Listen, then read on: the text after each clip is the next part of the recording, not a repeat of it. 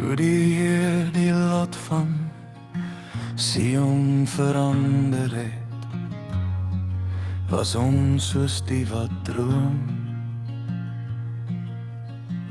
Toe is ons mond gevul met gelag en ons tong met gejubel.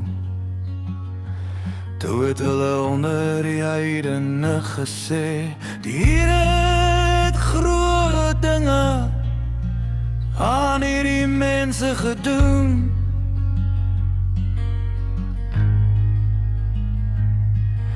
Die Here het groot dinge aan ons gedoen. Ons was bly.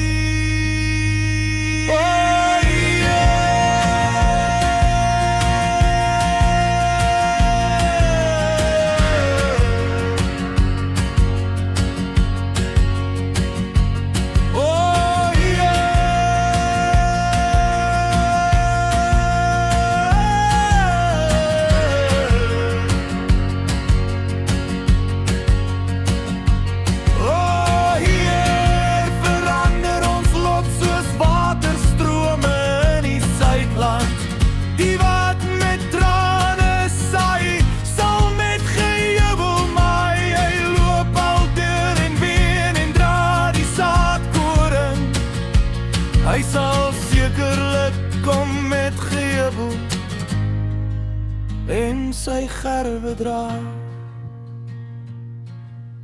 Welgeluksalig is elkeen wat die Here vrees, wat in sy weë wandel. Die opbrengs van jou hande sal jy sekerlik eet. Gelukkig is jy en dit gaan met jou goed. Jou vrou is soos 'n vrugbare wingerdstok binne in jou huis. Jou kinders soos olyfboompies rondom jou tafel kyk. So sal sekerlik geseën word die man wat die Here vrees. Mag die Here jou seën uit Sion.